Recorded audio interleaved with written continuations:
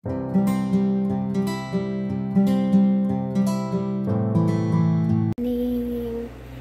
dalawa nasa labas na. Anyway, ngayong araw pupunta kami sa embassy. Kagabi ang bilis ng hangin. Bye-bye, Mommy. Mommy? Study hard, okay, my love? The water tastes a little bit weird. Okay. Binigyan ko kasi ng warm water. For the first time, my bag isn't heavy. Yan, study hard, okay? Kagabi, nilig ko ay inano ni Mister yan kasi ang lakas ng hangin. Yung hangin niya, guys, is mainit. Kaya ito yung cause na nagkakasakit ba? Sipon, ubo. This one? Yeah, this one is over there. Yes, ma'am. Can you give me a plastic? My stomach really hurts. Oh, God. Thank you. Hold well. Put in the kidney. Nasusok ka daw ang bata. You have wipes na hand? You keep taking cover. Daddy keeps taking cover. Papasulon na ba? You keep pushing my cover. I'm not pushing. You have your own, but you're removing. Papasulot na man. You're taking the cover. Okay, okay. You take the yellow cover. Daddy takes the brown cover. I take no cover. You push it away. Pagpapasulon na klatan. Ayan. Lumabas na yung dumaan na pala. Where did you put the plastic? At the side. At the side of your bag. Mainit yung niya, guys. Yung... Mommy, not put like that. What? That. Because I don't have... still in my pajama. How many kids he will take there? 3. 3? That's why. But if you want here? 2. Here, extra. But then you straight go to school? Or fee bad? Then another one, a kid. Meron pa pala. And then another kid, like 18 years age. And then another kid to school. Okay. Kids, ay kiyan nila. Dito na, mama. Bye-bye. Bye-bye, Mommy. Study hard, kids, okay? We love you. Yala, bye-bye. Kasi, good morning pala. Kasi pupunta kami ngayon sa Philippine Embassy. Marami kaming gagawin ngayon sa Beirut. So, una siguro na pupuntahan namin is sa Philippine Embassy. So, bale, Baabda yun. And then, yung pupuntahan nila mama ay yung inaayos kasi ni mama, madaanan namin. So, sasabay si mama, isama ko din siya. Isama din namin siya sa Philippine Embassy. Dinala ko na yung expired yung passport ng mga bata. At the same time, babalik pa naman kami, guys. Bale, ngayon ang gagawin namin, tatanungin namin kung pwede iparin yung mga passport ng mga bata, ganyan. So, بس شافوا قال لي ايه مدام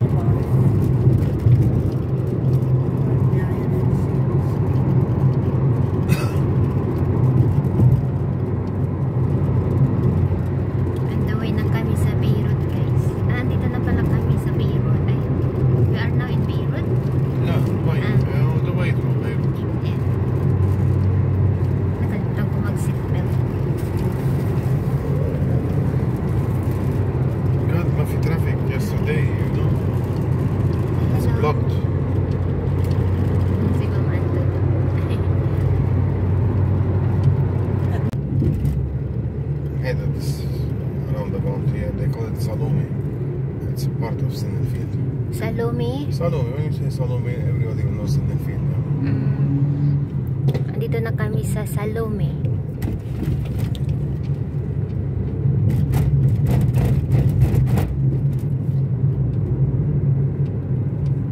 Dito noon yung school ng mga bata dito sa Horse Tabit.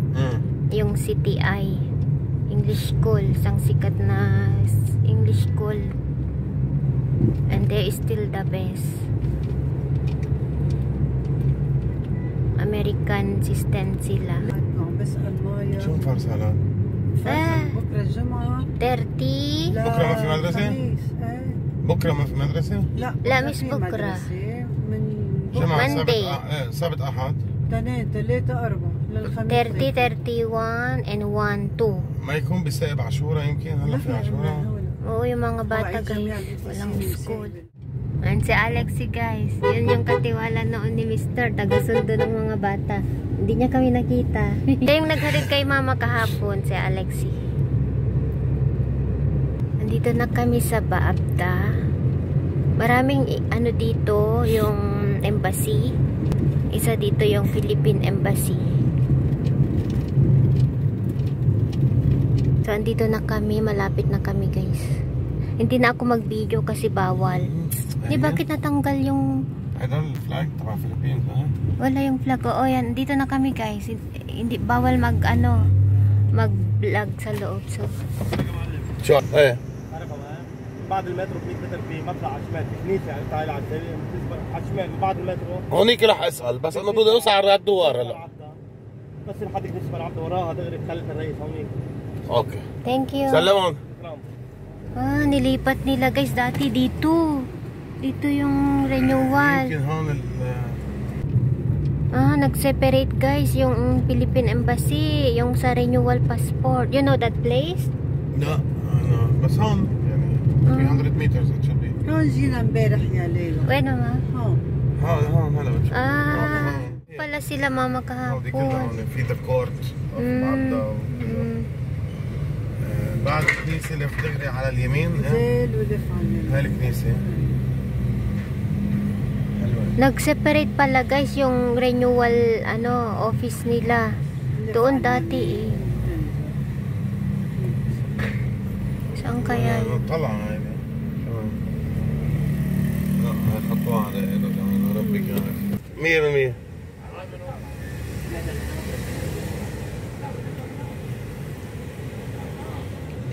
سلمون.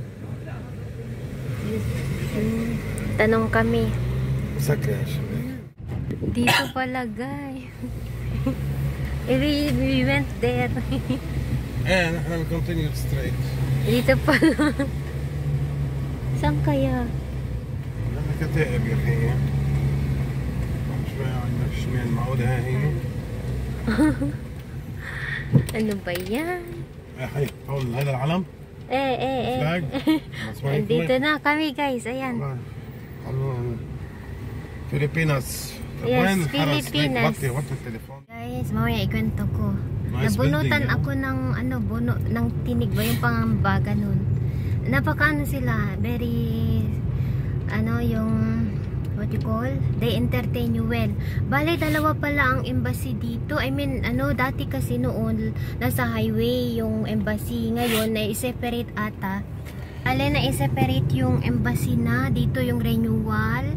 Doon sa baba yung dating embassy sa highway is na yung mga repatriation. So tinanong ko lahat, guys. Mamaya ikwento ko pag dating namin sa bahay. Pero at least napunutan ako ng yung basta na ako. Thanks God. So mamaya ikwento ko sa inyo. Hindi pinapasok si Mr. Medyo strict sila pero okay lang. Mister, they keep him here. Hindi pinapasok sa loob. Talagang bawal pa magsinelas. Hindi ko naman, sandal naman ito. Hindi naman chinelas, guys, yung suot ko sandal.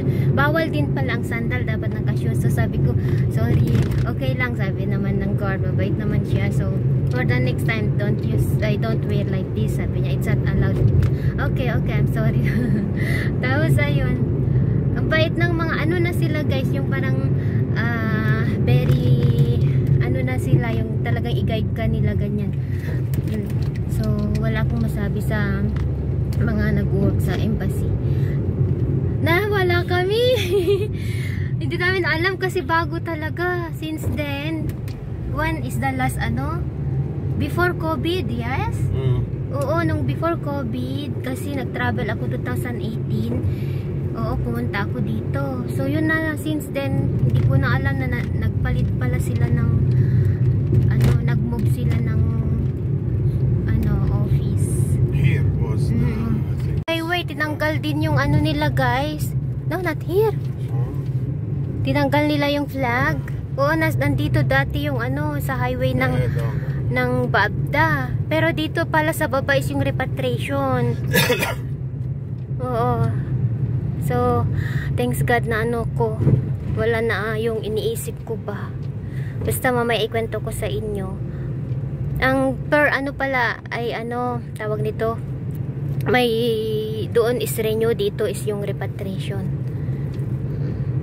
But they were here before. Yeah. Pero they move. Haydi. Oo, ito dati yung Philippine Embassy guys. Pero doon pa rin yung logo. Ito pala yung mga repatriation office nila, oo.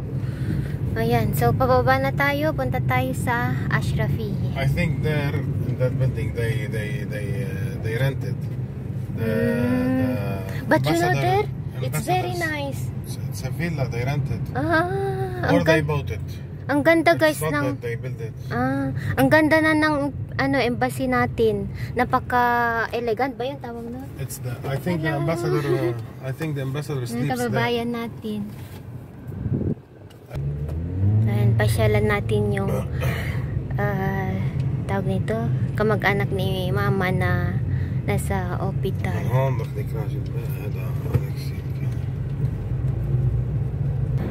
Ito yung ano guys, capital ng Lebanon. شو بدك نجيب؟ You bring sweet. هلا ماشي. One in the sweet. This is sweet, huh? ما في سويت. وجهه يمكن في شيء.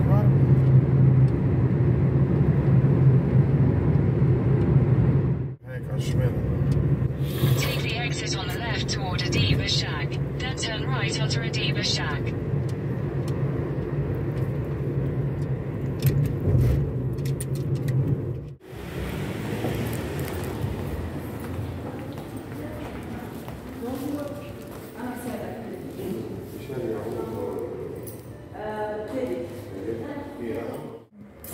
طبعا بنعيش في الكافيه ده.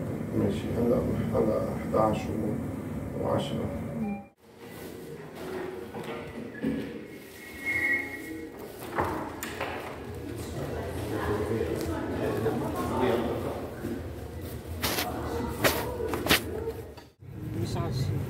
لأنه بالقبل ما كان يقدر يشوف حدا. ما عم بتقلي يكون معصب، هذا طبيعي لانه واحد بيقول العالم بدها تشوفني هيك. بيهدي حالك مثل ما صارت قلبك قلب. Ganda pa يصير هيك شيء بده مين. وعنده كثير Oh, it's open. Debbie Oasis. Oasis. Ayan, pauwi na kami. Tapos na kami. Andito kami sa Ashrafiya sa Sassin Square. Sa Sin Square. Pauwi na kami kasi magluluto pa kami. Nagluluto ni Mama Jaddera. Masarap luto ni Mama Jaddera. فتح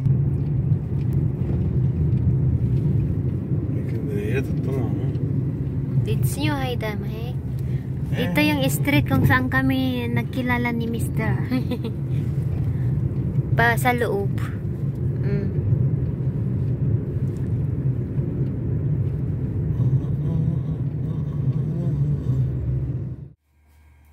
My God, dito na kami sa bahay. Yan. Nagluluto kami ni Mama ng dardara ba yun? Dardara. Yung lentils. So, mamaya magkwentuhan tayo para makakonsentrate ako. Okay. لا هون بده يطلع هون بده يطلع على السيارة.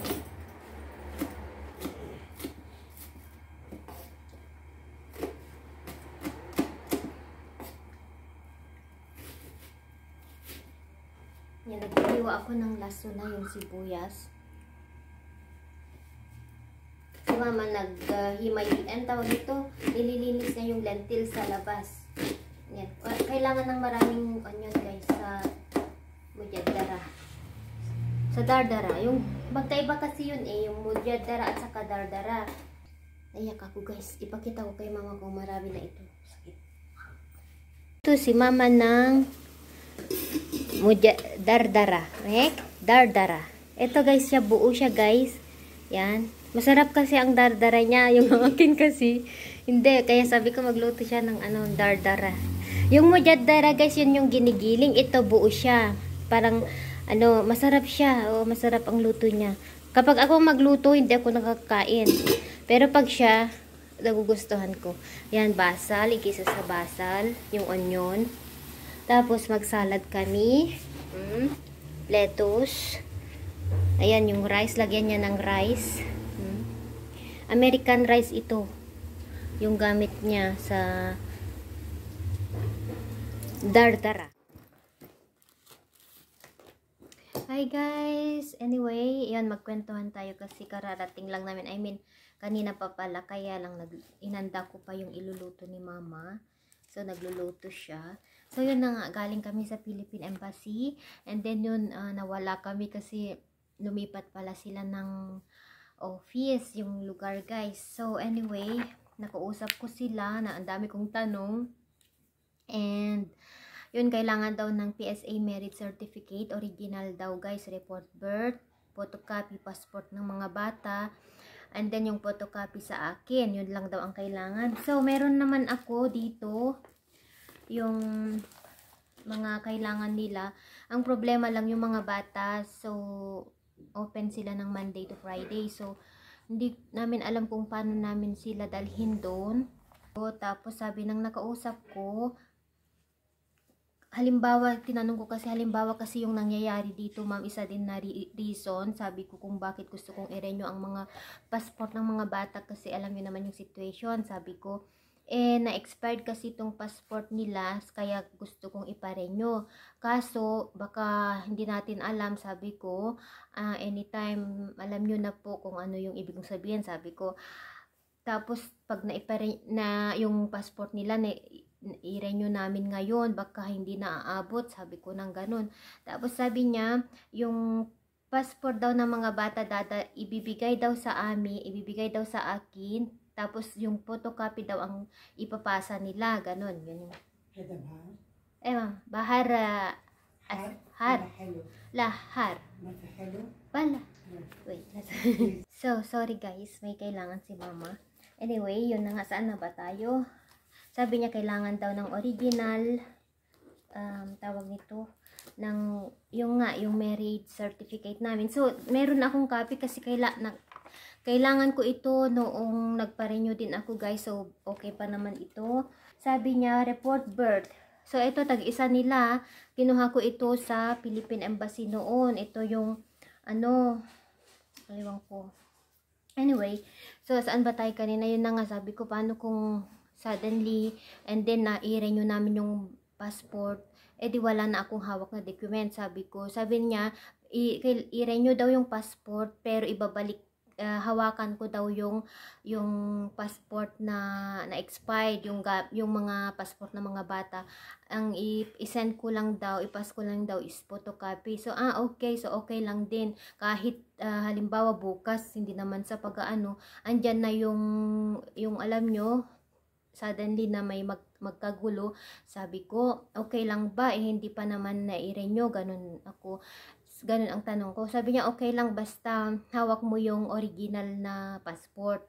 Okay lang yan. And then, paano ma'am, sabi ko, kung halimbawa, sabi ko, yung asawa ko dadalhi, ay sasama sa amin, sabi ko, ay hindi pwede, kasi dapat, pwedeng sasama siya, pero mag-a-apply siya ng visa, and then, pero hindi siya free fare. Pero sa amin ng mga anak ko, free fare kami kasi merong kaming passport at meron silang document. So, yun, natanong ko din yun guys. Halimbawa po, sabi ko.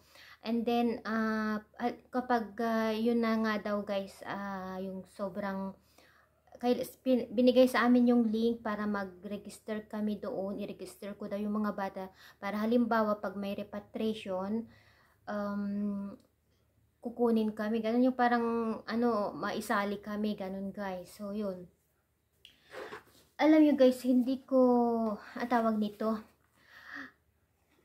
hindi pa kami willing ako, ay gusto kong i-renew ang mga passport ng mga bata.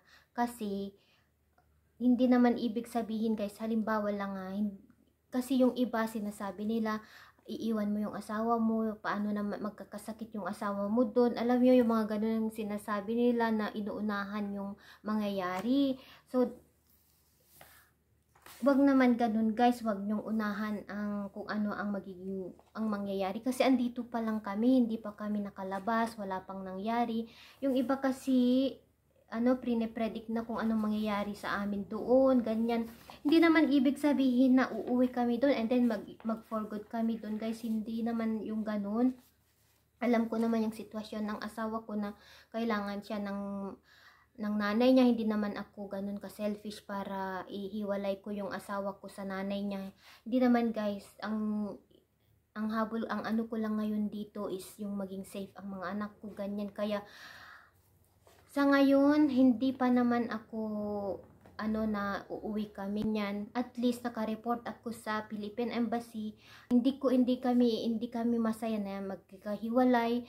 Hindi naman yung guys, yung mag-stay na kami doon, mag-for good, tapos iiwan ko yung asawa ko dito or pupunta siya doon at iiwan niya yung nanay niya. Hindi guys. So sa ngayon, wala pang permanent or decision na uuwi kami. Basta ang importante lang, naka-report ako sa Philippine Embassy and natanong ko kung ano yung dapat na gagawin, anong dapat na mangyari, ganun, if ever na yung passport ng mga bata is hindi pa na-renew, ganun guys. So anyway, may gusto ko lang, magpasalamat lang ako kay ate from America. Ayaw niya din pong magpabanggit. Nag-sponsor po siya sa pagpa-renew ng mga bata ng passport. Hindi ko yun hiningi guys. Siya po yung nag-contact sa akin. Sabi niya, Laura, ito, konting tulong. Sabi niya, para sa pagpa-renew nyo ng passport ng mga anak mo. Kasi gusto ko matapos yung passport nila kasi at if ever makakauwi daw kami sa Pilipinas guys, dahil yun na nga yung nangyayari dito. Yun yung niya guys, gusto ko ipa-renew yung mga ng mga bata. So thank you kasi nag-offer po siya, pero hindi po ako nang hingi. Yun po yung ko, siya po yung nag-message sa akin and sabi niya bibigay ko ito para sa mga bata kasi gustuhan niya daw yung mga anak ko, ganyan. So ayun, gusto niya na mai-renew ko yung passport ng mga bata guys. So anyway, thank you ate from America. Siya po yung nag-sponsor sa pagpa-renew ng mga passport ng mga bata guys. So yun lang. And anuhan ako kasi okay lang pala kahit expired yung passport ng mga bata, basta mag-register kami sa repatriation na binigay sa amin. So mamaya mag-register ako para at least naka-enter na yung pangalan namin dun guys ng mga bata. So second, sabi ni Mr.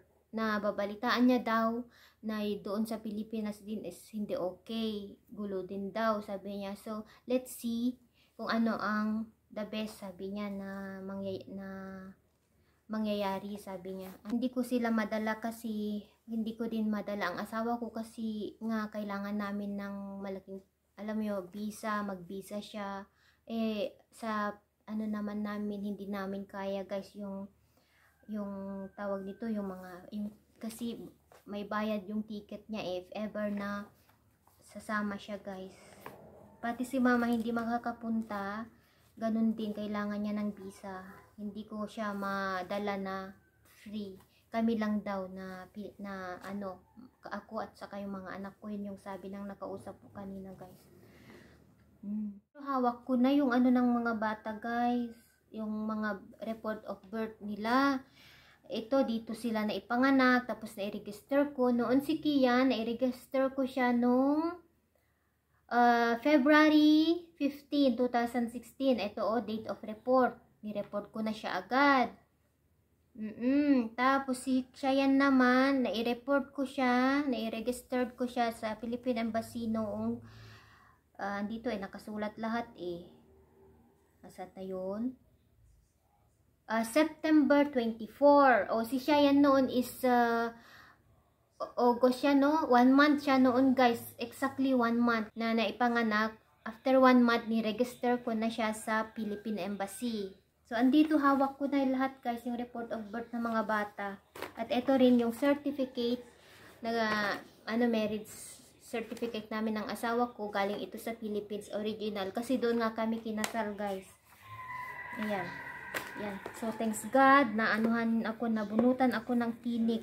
At least, na-report ko sa kanila na, so, ang gagawin namin, i-try namin, tignan namin kung paano namin dalhin ang mga bata doon sa Philippine Embassy para gawan sila, kasi pipicturan sila, guys. Sabi ko, may pasok ang mga bata, ma'am, paano yan? Dapat, sabi niya, try nyong pumunta dito kasi kailangan nilang mapicturan para sa ID nila, sabi niya. Tapos, okay po, sige po, sabi ko. Kasi, and then ibibigay sa akin yung passport nila, guys. Copy lang pala ang i-send nila dun. Ay, thanks God, guys, thanks God. Ito yung first passport nila. Ayan. Ay, passport ko pala ito.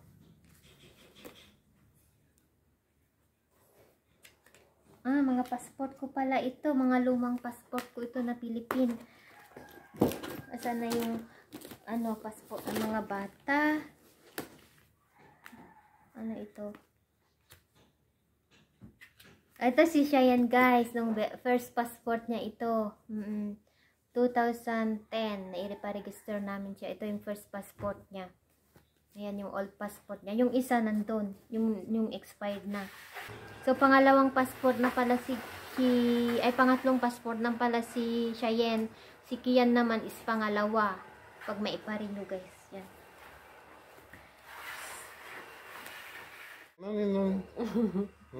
Wala.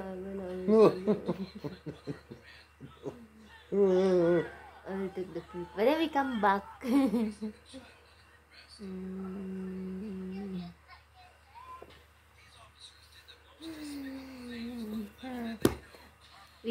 Anyway, when we will go make the passport? They open only Friday. Hello, we check later how much What? Hello, we check later on what Hello, we check later what we need. Monday maybe. Tulog si Daddy. The science, I got a good grade. 10 over 10. Ooh! Galing, 10 over 10 again.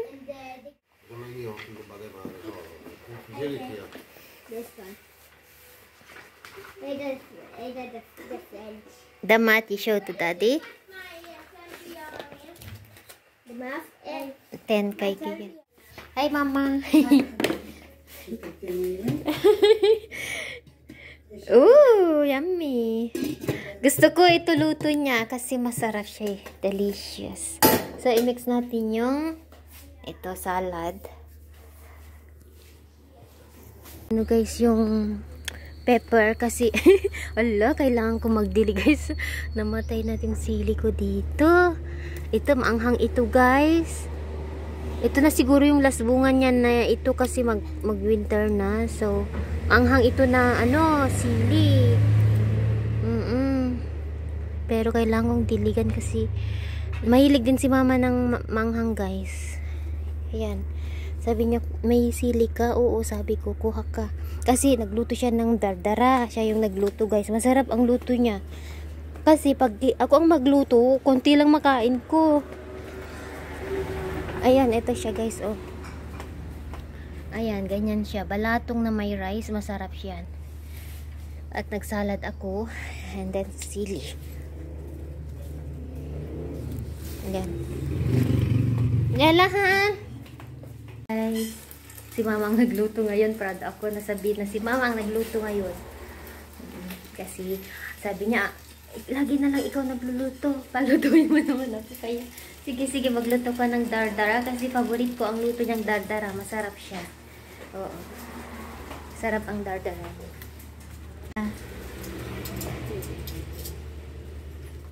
Kakatapos lang namin kumain. Alam nyo, tuwang-tuwa si mama kasi naubos, nabenta yung niluto niyang, bali 3 cup ito na tapos isang rice. Sabi niya, aba, nagustuhan nyo, masarap. Sabi niya, oo, masarap kasi gusto ko yung luto niya na ito. Yan. Yan guys. Balatong sa atin, lentil sa kanila. Yung lasa, parang parehas lang din. Bale, 2 klase ang pagluto nila. Mudardara at saka jadera. Kaso wala, kaya okay lang salad ang... Yes, mama? Look, I got no mistakes. A neat handwriting, a smiley stamp. I have a cat stamp here, like at this last very page. good. And I got a red point. That means a +1. Yes. And if you get 3 red points, you get a plus. Yes. Show them your perfect test again. What's that? Science, guys. Perfect test. And black points minus. Alam nyo, alam nyo ang saya ng pakiramdam ba? May, yung effort mo na pagtuturo, may medicine, may gamot. Kasi, nape-perfect niya. Thanks God, sabi nga ni mama, smart daw. Bravo! Gumaganan yung binan ko eh. Ay, 10 over 10. Yan, 10 over 10. Well done, sabi ng teacher niya. Ayan. I want to try this.